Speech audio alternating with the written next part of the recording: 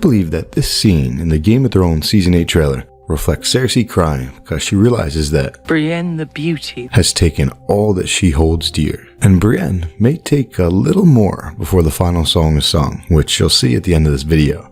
But a lot of you see this scene differently. A lot of you think that Cersei's tears reflect the fact that she has a miscarriage. You might be right, but I don't think so, because Cersei's not going to have a miscarriage. Cersei's going to have a healthy child, and that child won't ruin Maggie the Frog's prophecy either. You'll see how it works. So there were rumors during Season 7, and I'm sure there's stuff out there now, but homie, don't play that. I don't do spoilers, I don't want to know them. I base my predictions off of the canon in the show, the books that have been released so far, and the episodes that have been released so far. So I'll tell you why I think that Cersei's going to have that child, and it ties into my Valonqar theory. Here we go. Do you remember this scene here? A ship from Dawn has sailed into the harbor. Marcella. I often point out this scene because it's very important. Jaime arrives back to King's Landing, and Cersei is ecstatic to see Marcella, her little girl. But then she sees Marcella's coffin, and Cersei's world breaks. Shortly after, upstairs, Cersei tells Jaime about Maggie the Frog's prophecy, and for the first time, Cersei admits to herself that she can't beat the prophecy. You have failed her. No, I knew this would happen. The witch told me years ago. Everything she said came true. You couldn't have stopped it. It's prophecy, it's fate. You don't believe that? Of course I do. What's going to happen is gonna happen. And one of Maggie the Frog's prophecies was that all 3 of her children would die. She promised me 3 children. She promised me they'd die. And you will have 3. That doesn't make sense. Gold will be their crowns. And gold their shrouds. Gold. Their shrouds. So let's go back to Jaime's arrival. In this moment, Cersei didn't just lose Marcella, she lost Tommen too. He's still alive, but effectively, she lost him. She lost both of her children in that moment, at least in her mind, because Cersei accepted her fate, her prophecy. Cersei had spent her whole life trying to get rid of Tyrion, fearing that he was her Valonqar, that he would choke her to death, but seeing Joffrey die, then Marcella die, she finally accepted fate. Tommen is gonna die too, so she gave up on him. If we go back about 170 years, something similar happened to Helaena Targaryen. Helena's family was having a civil war. Her brother, husband and king, Aegon II, versus their half-sister, Queen Rhaenyra, the Dance of the Dragons. It was dirty. Helena's uncle, who was on Rhaenyra's side, he had 2 of his buddies, Blood and Cheese. They snuck into her room at night where she was with her 3 children, 6-year-old twins Jaehaerys and Jaehaera, and 2-year-old Maelor. Blood and Cheese told Helaena that they came to kill one son, just one son, but Helaena had to choose which one. Helaena ended up choosing the younger son, Maelor. You hear that, little boy? She's whispered to the younger son. Your mama wants you dead. She said this in front of her children, in front of Maelor. So what did Blood and Cheese do? They killed her older son instead, Jaehaerys. This messed her up bad. Can you imagine raising a son who heard you choose him as the son to be killed? Maelor was only 2, so he might not have remembered, but can you imagine being in Helena's shoes? It's terrible. So she went mad. She couldn't continue on as a parent to Maelor, so the Dowager Queen Alicent Hightower began raising Maelor as if he were her own child instead of just her grandchild. Eventually, Helaena threw herself from Maegor's holdfast, just like Tommen.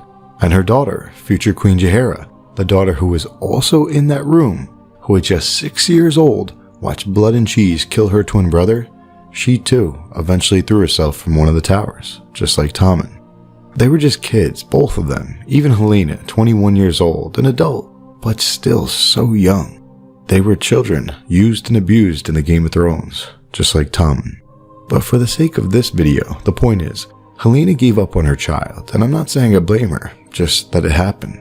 So someone else had to take care of her baby boy, Maelor Targaryen. If we go back to Cersei, Cersei effectively gave up on Tommen, right? Once she accepted the prophecy, she gave up on him. She assumed he would eventually die. As the story progresses, Jaime tried to be there for Tom, and he did. Jaime was trying, in the books and the show alike. And they paraded her through the streets like a whore. What did I do? We all fail sometimes.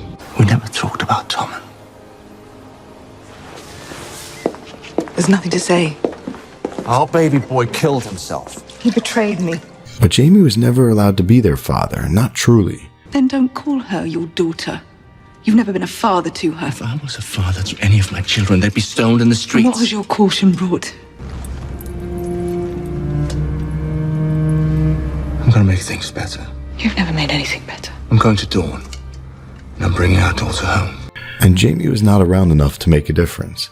He was not around to prevent Cersei from killing the woman whom Tommen loved, which was the final straw, pushing Tommen to do what both Helaena and Jaehaera did before him. Tommen quit the Game of Thrones. A lot of sad stuff. Let's get to the point, Kev. The first parallel is that Helaena saw one child die the day that Blood and Cheese killed Jaehaerys, but she had chosen Maelor to be the one to be killed, and Maelor heard her say that, so she only saw one child die that day, but she effectively lost two. This is similar to Cersei. She finds out that Myrcella is dead, but because she gave in to the prophecy, Cersei effectively lost two children that day. That's the first parallel. The second one's the big one. Because of Helena's madness, Dowager Queen Alicent Hightower had to raise Helena's child for her. Something similar may happen to Cersei. Cersei is going to have that child, a healthy child, no miscarriage. And Cersei's new child won't ruin Maggie the Frog's prophecy because Cersei's not going to raise that child, so it won't technically be hers. Cersei's going to go mad. Not Mad Queen Cersei mad. That will have already happened. I'm referring to a different sort of madness. A madness that's driven by pain and regret. A madness that's driven by sadness. Because of this madness, someone else will have to take care of that child as his or her own, just like Alicent Hightower did for Helaena. And it just so happens that there's a man who's always wanted to be a father. In fact, the very father of that child, Jaime Lannister. There's something I wanted to tell you. Something I should have told you long ago. I'm glad that you're my father.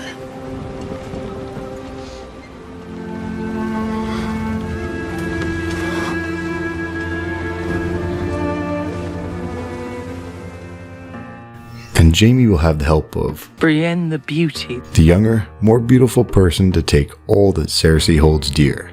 Not only Jaime, but her newborn child. So the only missing piece here is, what causes Cersei to go mad? That's where the Valonqar comes into play. Forget the 19-part analysis. An abbreviated Valonqar video is coming up next for you bastards. Hit subscribe.